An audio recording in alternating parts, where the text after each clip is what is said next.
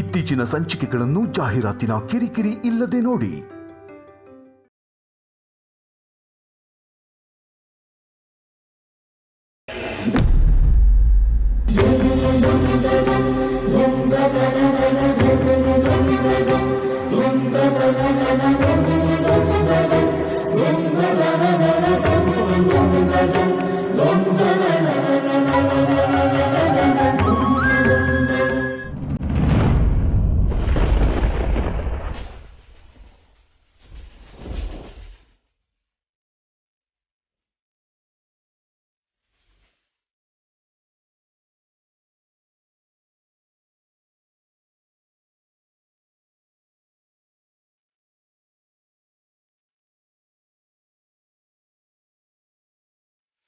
ಬಸರಿ ಹೆಂಗಸರು ಮಾತ್ರ ಕಟ್ಟೋದಲ್ವಾ ಈ ಹರಕೆ ತೊಟ್ಲನ್ನ?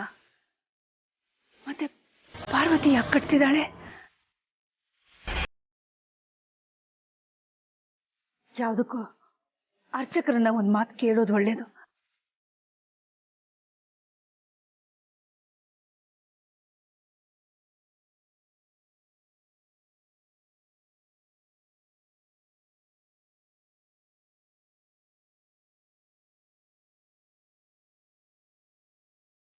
ಹರಕೆ ಕಟ್ಟೋ ಮರ ಎಲ್ಲಿದೆ?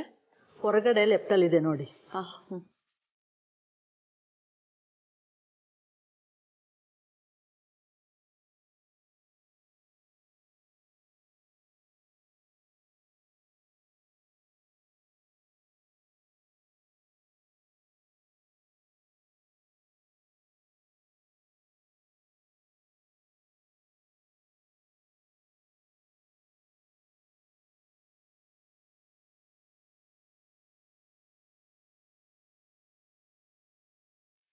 ಅರ್ಚಕರೇ,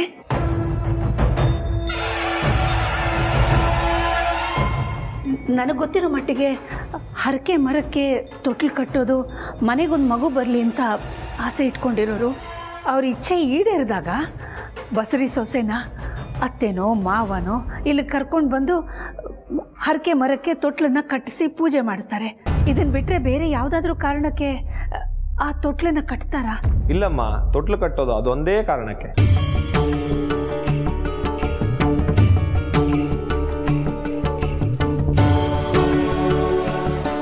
ಮತ್ತೆ ಅಲ್ಲಿ ಪಾರ್ವತಿ ಹರಕೆ ಮರಕ್ಕೆ ತೊಟ್ಲು ಕಟ್ತಿದ್ದಾಳೆ.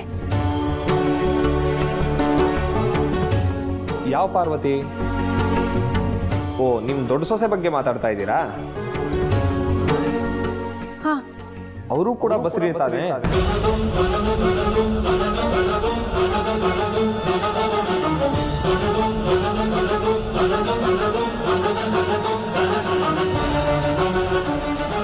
ಪಾರ್ವತಿ ಕೂಡ ಬಸರಿನಾ? ಅವಳು ತಾಯಿ ಆಗ್ತಿದ್ದಾಳ? ಹೌದಮ್ಮ. ಈಗ ಸ್ವಲ್ಪ ಹೊತ್ತಿನ ಮುಂಚೆ ನಿಮ್ಮ ಯಜಮಾನ್ರು ನಿಮ್ಮ ದೊಡ್ಡ ಸೊಸೆ ದೊಡ್ಡ ಮಗನ ಜೊತೆ ಬಂದಿದ್ರು. ಅವರು ನಿಮ್ಮ ಮಗ ಆಟೋ ಖರೀದಿ ಮಾಡಿರೋ ವಿಷಯನೂ ಹೇಳಿ ನಿಮ್ಮ ದೊಡ್ಡ ಸೊಸೆ ತಾಯಿ ಆಗ್ತಿರೋ ವಿಷಯನೂ ಹೇಳಿದ್ರು.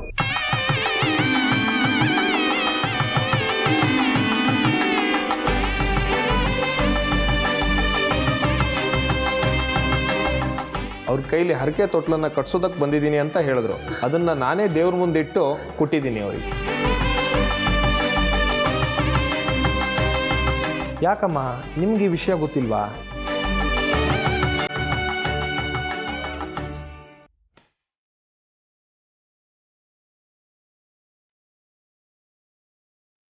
ನಾನು ಯಾವುದನ್ನು ತಡಿಬೇಕಂತ ಬಂದು ನಡೆದೇ ಹೋಯ್ತಲ್ಲ. ಅಖಿಲಾಗೆ ಪಾರ್ವತಿ ಗರ್ಭಿಣಿ ಅನ್ನೋ ವಿಚಾರ ಗೊತ್ತಾಗ್ಬಿಡ್ತಲ್ಲ.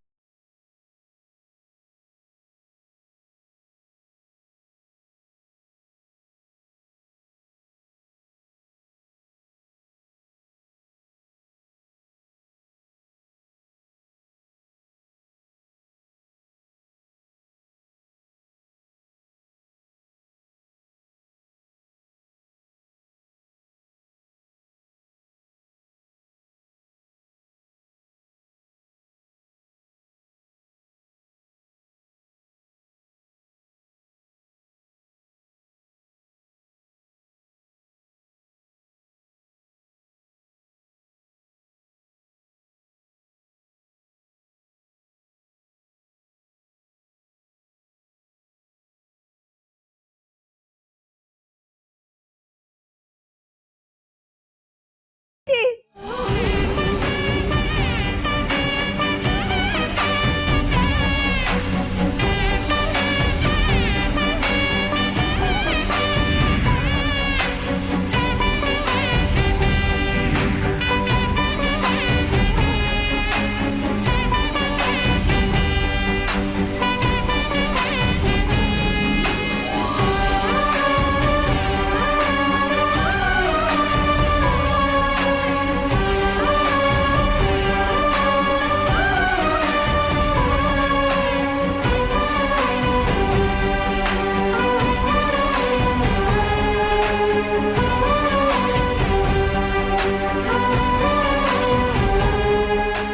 ತೊಟ್ಟಿಲಿಗೆ ನಿಮ್ಮ ಅತ್ತೆ ಆಶೀರ್ವಾದನೂ ಇದ್ದಿದ್ರೆ ಹರಿಕೆ ಪರಿಪೂರ್ಣ ಆಗ್ತಿತ್ತು.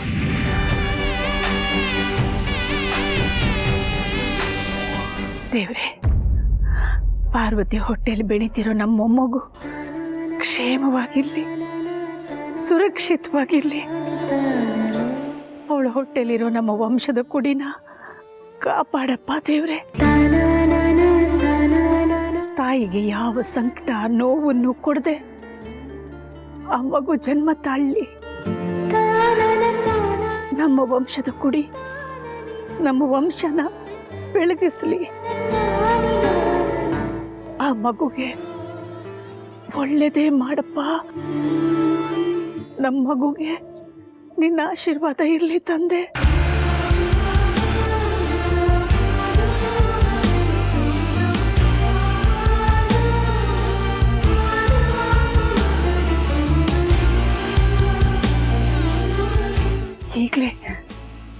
ಈಗಲೇ ನಾನು ಪಾರ್ವತಿನ ನೋಡಬೇಕು.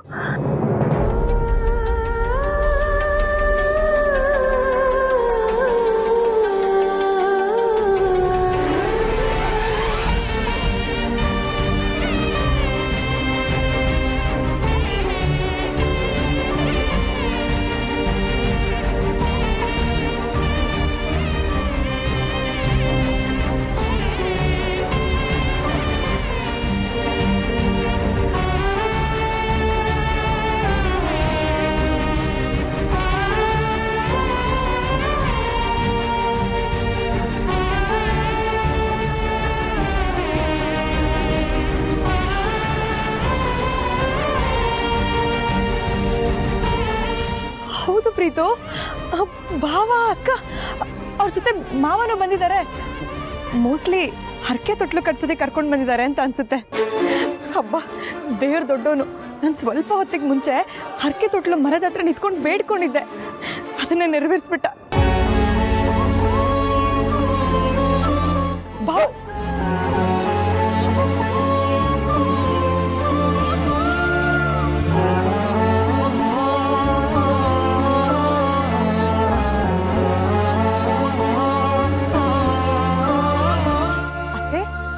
ಏನಿಷ್ಟೊಂದು ಖುಷಿಯಾಗಿದ್ದೀರಾ? ಮನೆಗೆ ಮೊಮ್ಮಗು ಬರ್ತಾ ಇದೆಯಲ್ಲ, ಅದಕ್ಕೆ. ಪ್ರೀತು, ಬೇಗ ಗಾಡಿ ತೆಗಿಯಪ್ಪ, ಮನೆಗೆ ಹೋಗೋಣ.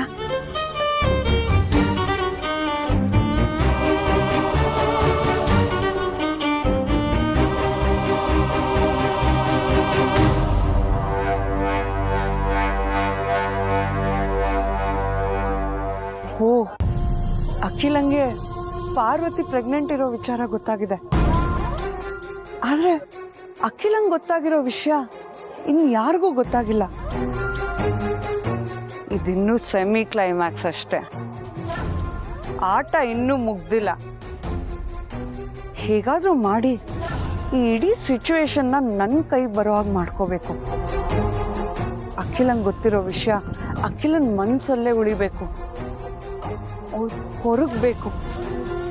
ನಾನು ಹಾಗೇನಾದ್ರೂ ಮಾಡಬೇಕು. ಬಟ್ ಹೇಗೆ ಹೇಗೆ?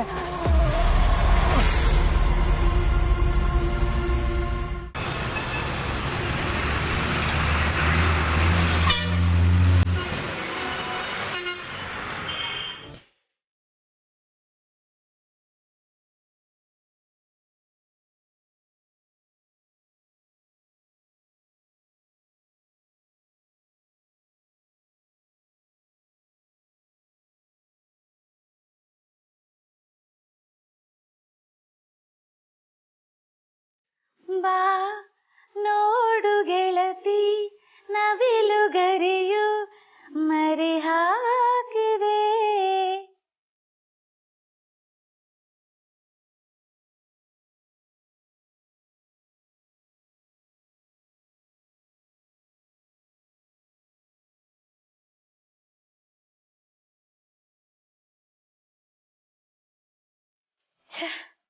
ಎಂಥ ಗಂಡ, ಎಂಥ ಅತ್ತೆ.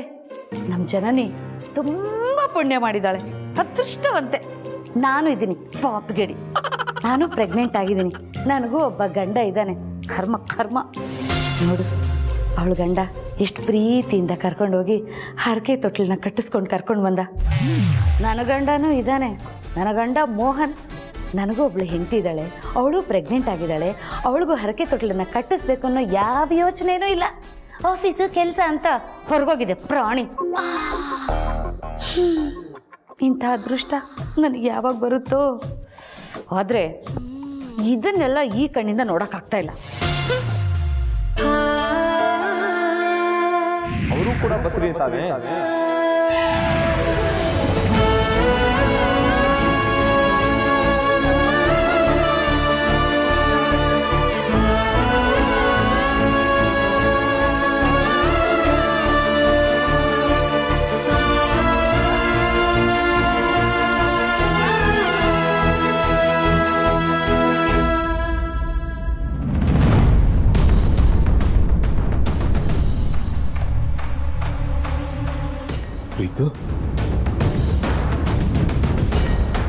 ನೀವು ದೇವಸ್ಥಾನಕ್ಕೆ ಬಂದಿದ್ರಂತೆ? ಹೌದು ಮಾವ, ನೀವು ಬಂದಿದ್ರಲ್ಲ. ಆದಿಭಾವ ಆಟೋ ಓಡಿಸ್ತಾ ಇದ್ದದನ್ನ ನಾವು ನೋಡಿದ್ವಿ.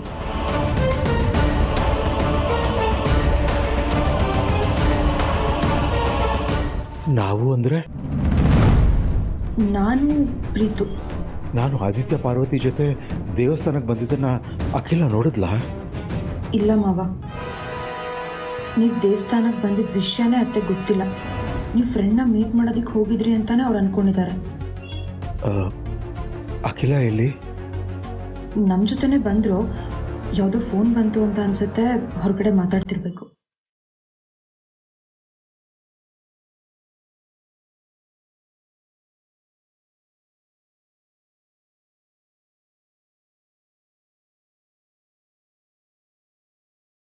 ಪ್ರೀತು ಯಾಕೋ ಡಲ್ ಆಗಿದ್ದಾನಲ್ಲ?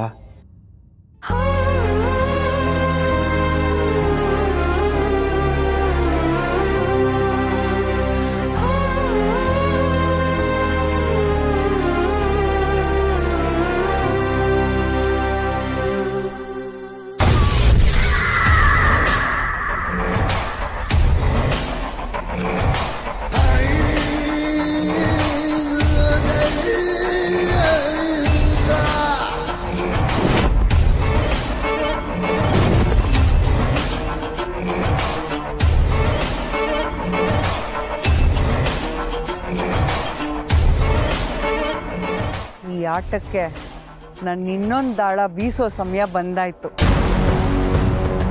ಪಾರ್ವತಿ ಪ್ರೆಗ್ನೆಂಟ್ ಅನ್ನೋ ವಿಷಯ ಅಖಿಲ ಗೊತ್ತಾದ್ರೂ ಗೊತ್ತಿಲ್ಲದೆ ಇರೋ ಥರ ಬದುಕಬೇಕು. ಆರೈಕೆ ಮಾಡೋಕ್ಕಾಗದೆ ಕೊರಗಬೇಕು. ಆ ಕಡೆ ಆದಿ ಪಾರ್ವತಿ ಇಬ್ಬರು ಅಖಿಲಂಗೆ ಹೇಳೋಕ್ಕಾಗದೆ ಪರದಾಡಬೇಕು. ಸಂತೋಷ ಎದುರಿಗಿದ್ರು ಅದನ್ನು ಅನುಭವಿಸೋಕ್ಕಾಗಬಾರ್ದು. ನೆಮ್ಮದಿ ಕೈಗೆ ಎಟ್ಕೋ ಅಷ್ಟು ಅಂತರದಲ್ಲಿದ್ರು ಕೈಗೆ ಸಿಗಬಾರ್ದು. ಆ ಥರ ಏನಾದರೂ ಮಾಡಬೇಕು.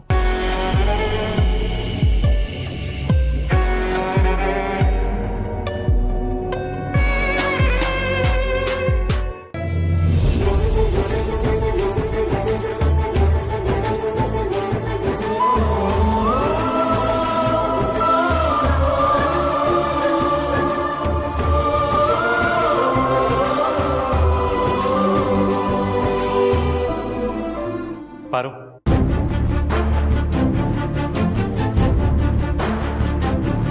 ನೀನು ತಾಯಿ ಆಗ್ತಿರೋ ವಿಷಯ ಯಾವುದೇ ಕಾರಣಕ್ಕೂ ಅಮ್ಮಂಗೆ ಗೊತ್ತಾಗಬಾರ್ದು.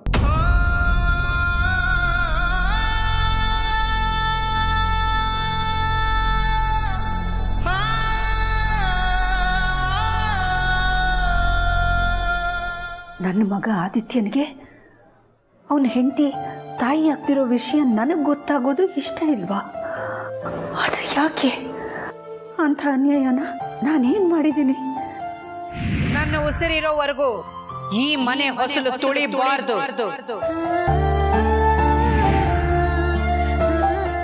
ಒಂದು ವೇಳೆ ನನ್ನ ಮಾತನ್ನು ಮೀರಿ ಬಂದ್ರೆ ಆ ಕ್ಷಣನೇ ನನ್ನ ಉಸಿರು ನಿಂತು ಹೋಗುತ್ತೆ. ಇನ್ನು ಮುಂದೆ ಆದಿತ್ಯ ಅವರಿಗೆ ಯಾವುದ್ರ ಮೇಲೂ ಯಾವ ಅಧಿಕಾರನೂ ಇರೋದಿಲ್ಲ.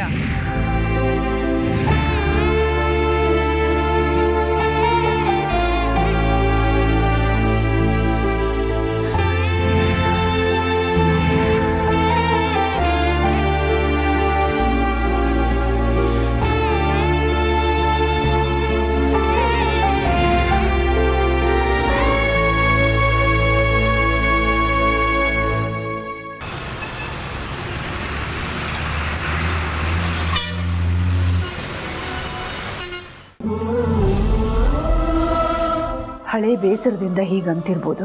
ನನಗೂ ಅವನ ಮೇಲೆ ಅದರ 10ರಷ್ಟು ಕೋಪ ಇತ್ತು, ಅಸಮಾಧಾನ ಇತ್ತು, ನೋವಾಗಿತ್ತು. ಒಂದೇ ಕ್ಷಣದಲ್ಲಿ ಆ ಎಲ್ಲ ನೋವು ಕೋಪನೂ ಮೊಮ್ಮಗು ಬರ್ತಿದೆ ಅನ್ನೋ ವಿಷಯ ಮರೆಸಲಿಲ್ವಾ? ಹಾಗೆ ನಾನು ಹೋಗಿ ಅವನ ಕಣ್ಮುಂದೆ ನಿಂತ್ರೆ ಕರಗದೆ ಇರಲ್ಲ ನನ್ನ ಮಗ. ಅಲ್ಲ ಯಜಮಾನ್ರೆ, ಇವಾಗ ಯಾಕೆ ಗೊತ್ತಾಗಬಾರ್ದು ಅಂದರೆ ಗೊತ್ತಾಗಬಾರ್ದು ಅಷ್ಟೇ.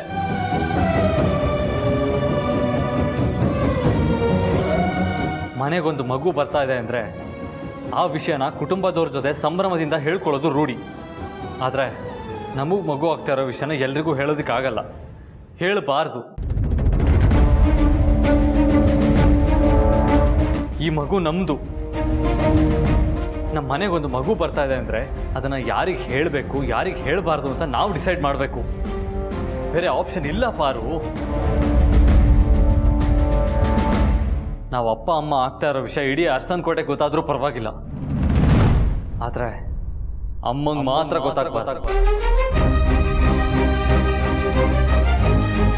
ಗೊತ್ತಾಗಬಾರ್ದು ಅಂದರೆ ಗೊತ್ತಾಗಬಾರ್ದು ಅಷ್ಟೇ.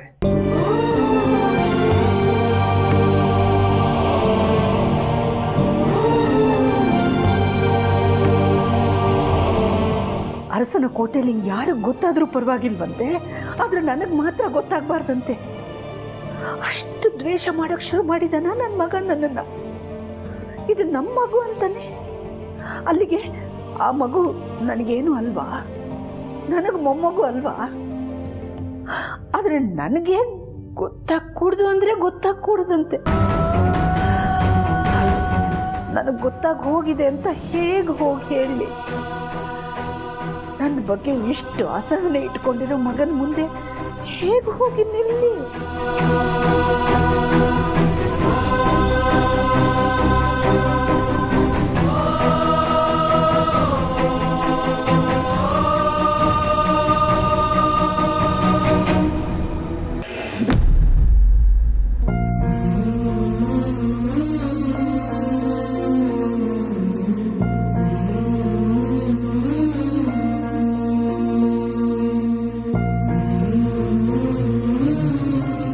ಪ್ರೀತು, ಏನ್ ಮಾಡ್ತಿದ್ಯಾ? ಕಾಣಿಸ್ತಾ ಇಲ್ವಾ? ಲಗೇಜ್ ಪ್ಯಾಕ್ ಮಾಡ್ತಾ ಇದ್ದೀನಿ. ಅದೇ ಯಾಕೆ? ಮನೆ ಬಿಟ್ಟು ಹೋಗೋದಕ್ಕೆ.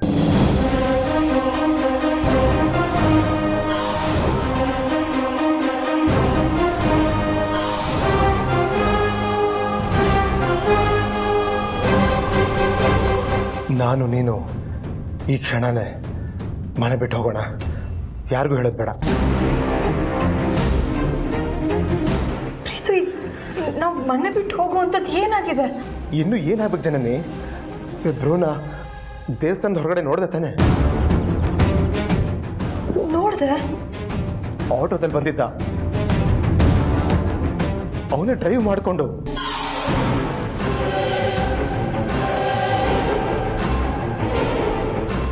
ಅಲ್ಲಿಗೆ ಅವನಿಗೆಲ್ಲೂ ಬೇರೆ ಕೆಲಸ ಸಿಗ್ತಾ ಇಲ್ಲ ಅಂತ ಆಟೋ ಡ್ರೈವ್ ಮಾಡೋಕ್ಕೆ ಡಿಸೈಡ್ ಮಾಡಿದ್ದಾನಂತ ತಾನೆ? ಅವನಿಗೆ ಈ ಪರಿಸ್ಥಿತಿ ಬರೋದಕ್ಕೆ ಕಾರಣ ಯಾರು? ನಾನ್ ತಾನೆ.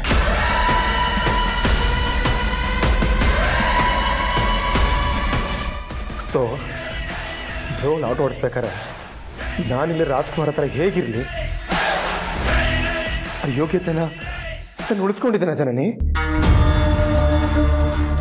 ಅದಕ್ಕೆ ನಾನು ಈ ಮನೆ ಬಿಟ್ಟು ಹೋಗೋಣ ಅಂತ ತೀರ್ಮಾನ ಮಾಡಿದ್ದೀನಿ.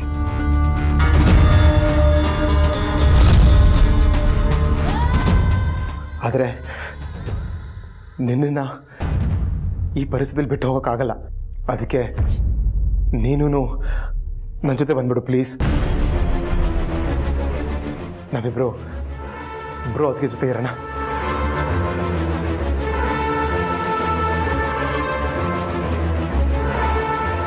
ದುಡುಕ್ಬೇಡ ಪ್ರೀತು.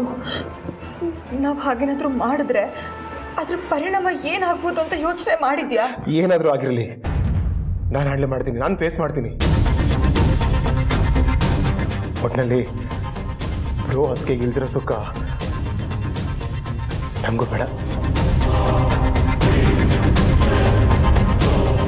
ಹಾಗಾದ್ರೆ ಅತ್ತೆ ಮಾವನ ಮುಂದೆ ನಾವು ಎಲ್ಲ ಸತ್ಯನೂ ಒಪ್ಕೋಬೇಕಾಗುತ್ತೆ. ಅದು ನಿನಗೆ ಒಪ್ಪಿಗೆನಾ?